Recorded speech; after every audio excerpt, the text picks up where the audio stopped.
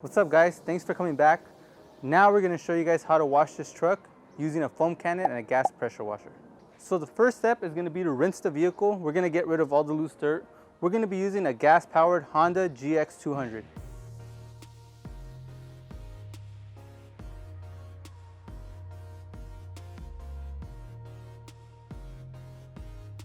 To begin washing, we're going to fill up the bottle with a little more than halfway of water, and we're just going to give it a couple squeezes of soap.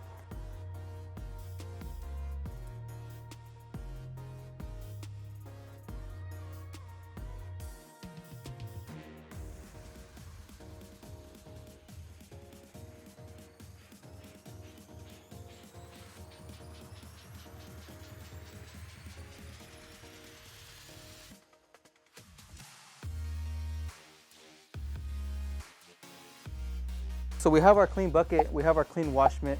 We're gonna go ahead and start washing the car. Before we get any further, I know you guys are gonna try to kill me on this. I do know there's so many different methods of washing, and we will get into that. You know, there's a 2-bucket method, there's a 8-mitt method, there's a folded towel method. There's so many out there. We'll make videos on those, don't worry about it.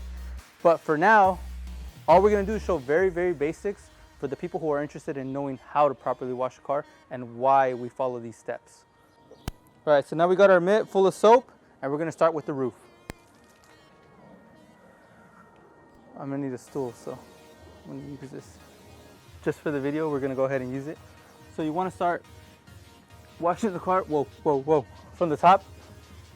Now it's super important.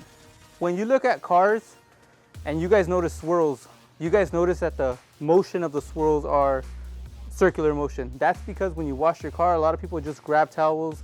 Most of the time it's dry towels, unfortunately, or dry microfiber towels or dirty mitts, and they start scrubbing, you know, in circular motions. You want to make sure you go front to back in straight lines. That way you avoid those kind of scratches and swirls.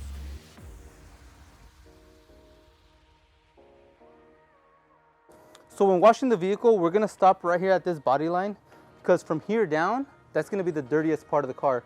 The last thing you want to do is scrub all the way to the bottom, dip your mitt inside, and then pick up all that dirt and start washing the rest of the car. So usually there's a side molding. You want to pick that, wash everything above it first, and then continue to the bottom after you're done washing the whole car.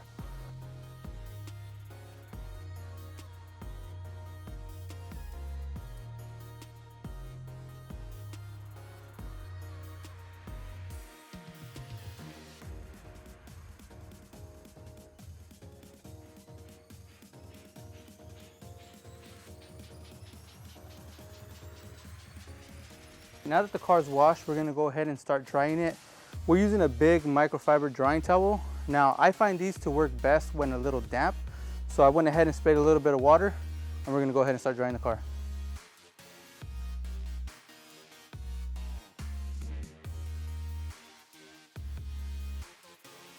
You want to kind of do the same thing as when you're washing it. You don't want to go crazy in circular motions. You want to go just straight up and down and just lightly get the water. It doesn't take much for the water to be absorbed into these towels.